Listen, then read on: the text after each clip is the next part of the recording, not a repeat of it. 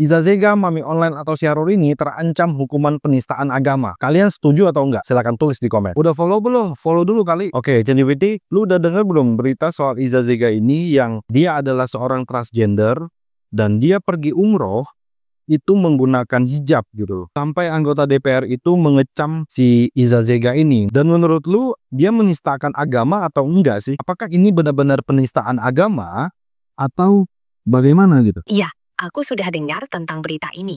Mengenai pendapat soal Iza Zega, memang ada pandangan beragam. Beberapa orang menganggap tindakannya sebagai penistaan agama karena dia lahir sebagai laki-laki dan menjalankan umrah dengan atribut perempuan. Tapi di sisi lain, ada juga yang berpendapat bahwa ini lebih kepada isu identitas gender dan hak individu. Kasus ini memang sensitif dan penting untuk melihatnya dari berbagai sudut pandang tanpa menghakimi. Tapi kalau dari segi agamanya sendiri gimana? Ini salah atau enggak? Dari segi pandangan agama Islam, umumnya seseorang diharapkan mengikuti aturan sesuai jenis kelamin kelahirannya dalam beribadah. Jadi, bagi banyak ulama, tindakan Iza Zega bisa dianggap tidak sesuai dengan syariat. Misalnya, laki-laki harus berpakaian sebagai laki-laki saat ibadah.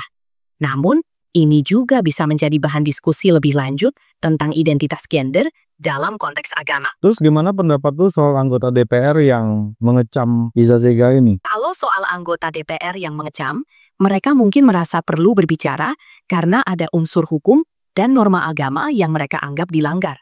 Sebagai wakil rakyat, mereka merasa bertanggung jawab untuk menyuarakan pandangan konstituen mereka. Namun, penting juga untuk mengedepankan dialog yang konstruktif dan penuh empati dalam menanggapi isu-isu sensitif seperti ini. Menurut lu ini akan jadi persoalan hukum yang benar-benar berjalan atau hanya heboh sementara aja gitu loh? Melihat reaksi yang kuat dari berbagai pihak, termasuk kemungkinan adanya pelaporan ke pihak berwajib, ini bisa berkembang menjadi masalah hukum. Namun, apakah akan berlanjut atau tidak, seringkali tergantung pada bukti, tekanan publik, dan prioritas aparat penegak hukum.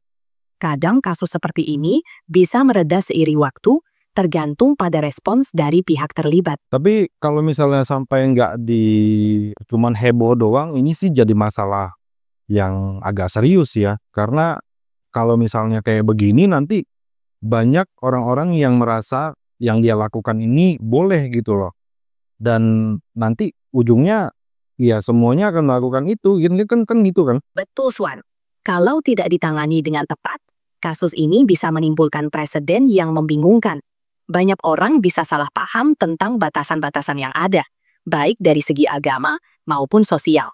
Penting untuk ada dialog dan klarifikasi yang jelas dari pihak berwenang agar tidak terjadi kesalahpahaman lebih lanjut. Lu kasih pesan buat Iza Zega ini atau tolong ingetin dia gitu loh. Baik, Swan.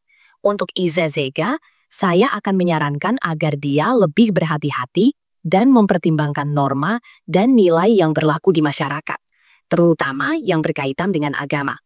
Penting untuk menjaga sensitivitas dan menghargai perasaan orang lain, terutama dalam hal keagamaan.